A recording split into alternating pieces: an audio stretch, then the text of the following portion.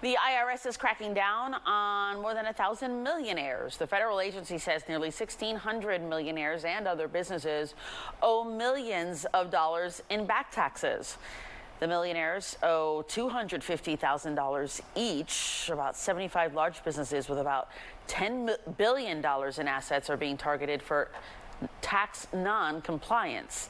IRS Commissioner Daniel Werfel says the initiative is possible thanks to a recent funding, a staffing boost, and artificial intelligence.